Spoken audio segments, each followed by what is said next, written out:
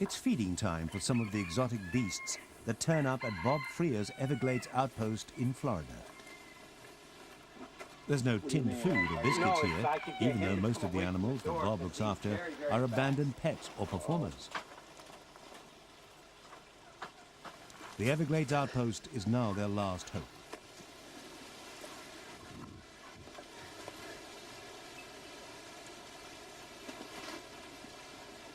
It's a refuge for animals who grow too big, too expensive, or too dangerous to keep around the home. Okay, now these are your American alligators you see in here. As you can see how dangerous they're getting, they'll actually come right up, take the food and that. They got enough strength closing the jaw, they could break some bones. The Everglades Outpost is a charity, so funding is always a problem. Seems pretty tame, but he's an awfully big animal. Well, This bear was once he the is star of an very advertising campaign for a string tame, of very Florida handleable, furniture but, stores.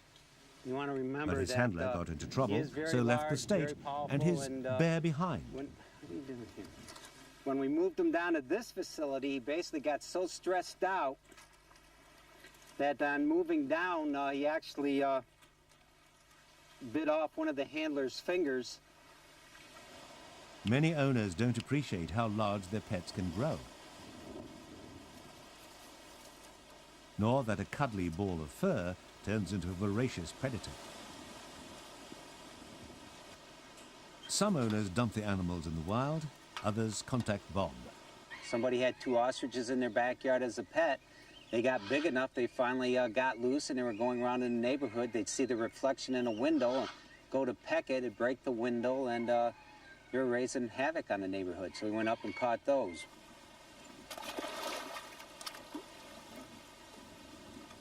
Thousands of exotic animals are imported legally or illegally into Florida every year. The state doesn't even require a license for somebody to go into a pet store. A child can go into a pet store and buy a reticulated python, known snake to get over 20 feet long and known to eat people. A cobra far too close for comfort for most people. But the outpost's Albert Killian takes it all in his stride. He's been bitten by snakes more than 50 times. With the cobra bites, I've had gone into respiratory failure and had my heart stop on me twice. So normally when I get bit by a cobra, I usually wind up going to the hospital, either to have them monitor the symptoms for the bites, and if they get progressively worse, I'll have them give me antivenin. If not, and the vital signs stabilize and my body stabilizes, I let my own blood basically fight off the venom itself. Albert puts on a snake handling display for visitors to the Everglades Outpost. There you go. How's that? It's popular and helps pay for the abandoned animals' often insatiable appetites. Albert tries to stay on the right side of the snakes, many of which can kill with a single bite. The shop at the Everglades Outpost also helps bring in money. The demands on resources are never-ending. Bob can take in 1,000 animals a year, so he relies on volunteers, like Sally Hodgson and Craig Holden from England. It's not that easy. It's actually full of, like you've seen, all the wild animals, the cats and the panthers and the bears, all that people thought they could handle, have in the house or have in the backyard, and it's just not possible. They have that wild instinct that they actually have to kill to eat and kill to live, and they can just turn in a second. Because so many animals were pets, they're used to human contact, even the big cats. They can cause particular problems for the outpost if the animals have to leave. This parrot is a permanent resident, but when Bob can, he rehabilitates animals to be returned to the wild. Bob and his team have had another call. They're at one of the many attractions in South Florida where tourists can watch alligators perform. These are usually public feeding sessions where the beasts are made to splash around a lot and look fearsome. By the time that the alligators get old and slow and not much used to the shows, They're also not much use to anyone else either, such as the makers of handbags and shoes. So the call goes out to Bob. Okay, I'm going to bring the tail to you, Julio. Wrap the tail. And between you and I, we should be able to pull them out.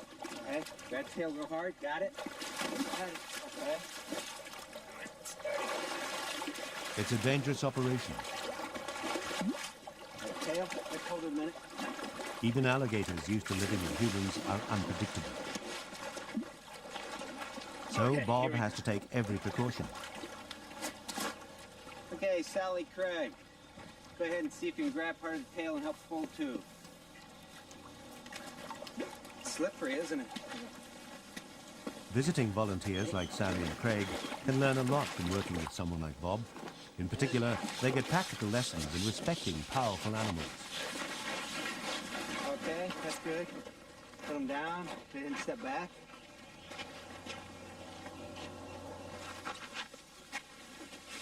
Let me get him. I'm going to go ahead and tape his jaws shut. It'll make it a whole lot easier to handle them, or a lot safer to handle them after this.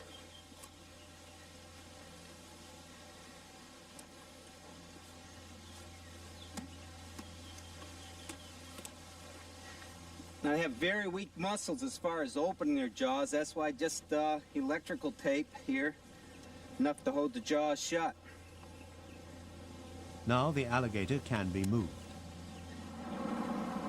It's a quick trip down the road through the humid Everglades to a new home, as for many Florida residents, a retirement home. Bob Freer keeps a tractor on the premises for moving earth, shuffling bales of hay, and carting around some of the more cumbersome creatures.